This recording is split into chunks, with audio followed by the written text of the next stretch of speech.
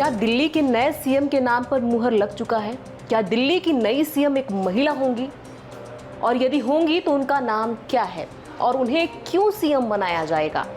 ये तमाम सवाल आपके दिमाग में, आपके जहन में चल रहे होंगे कि दिल्ली की नई सीएम यदि महिला होती हैं तो बीजेपी शीर्ष नेतृत्व किसके नाम पर मुहर लगा रही है।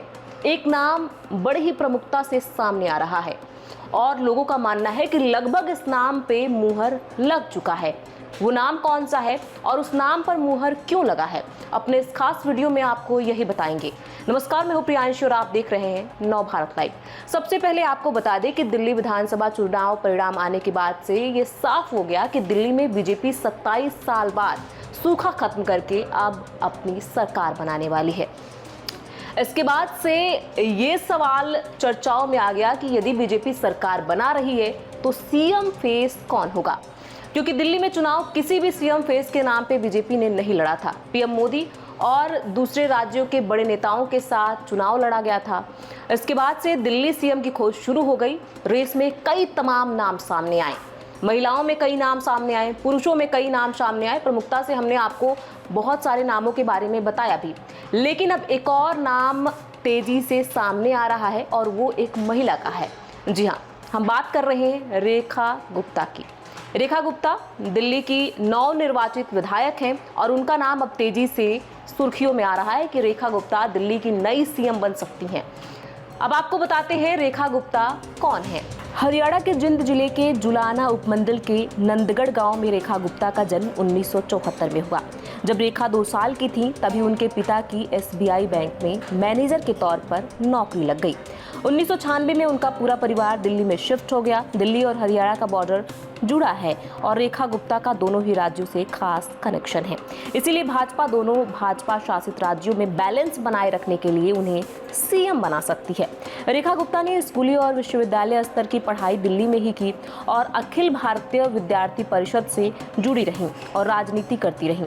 विवि की सचिव और प्रधान रह चुकी रेखा गुप्ता वैश्य फैमिली से ताल्लुक रखती हैं और अभी भी उनके परिवार के लोग जुलाना की अनाज मंडी से आढ़त का काम करते हैं। रेखा आज भी अपने गांव आती जाती रहती हैं। याद रहे, दिल्ली की जनसंख्या में वैश्य समाज का दबदबा है और भाजपा में भी वैश्य समाज का दबदबा है। शालीमार बाग सीट से पहली बार विधायक बनी। एलएलबी पास रेखा गुप्ता शालीमार बाग सीट से पहली बार विधायक बनी है। भाजपा ने दिल्ली की 68 सीटों पर चुनाव लड़ा था, जिसमें 8 में सीटों पर महिला उम्मीदवारों को खड़ा किया गया था, जिनमें जो 4 महिला उम्मीदवार जीती हैं उनमें रेखा गुप्ता का भी नाम शामिल है। दिल्ली नगर निगम में 3 बार पार्षद रह चुकी रेखा गुप्ता ने केवल जीत ही नहीं, शानदार जीत हासिल की है। उन्होंने शालीमार सीट से आम आदमी पार्टी के उम्मीदवार को 30,000 वोटों के अंतर से हराया था।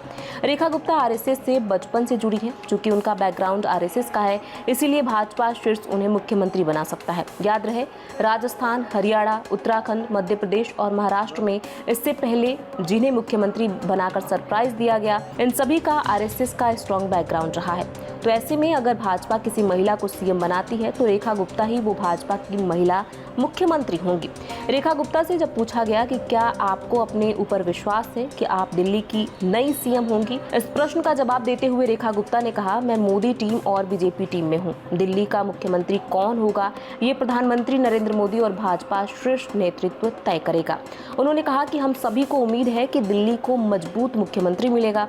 उन्होंने कहा, विश्वास अंदर नहीं पाला जाता है। मैं भाजपा की कार्यकर्ता हूं और विधायक बनने के बाद जो मेरी जिम्मेदारी है और जो जिम्मेदारी भाजपा शीर्ष द्वारा सौंपी जाएगी उसको पूरी ईमानदारी से निभाऊंगी। तो ये थी रेखा गुप्ता की कहानी कि रेखा गुप्ता कैसे दिल्ली और हरियाणा से संबंध रखती हैं और बीजेपी शीर्ष नेतृत्व क्यों रेखा गुप्ता को सबसे ऊपर रख सकता है।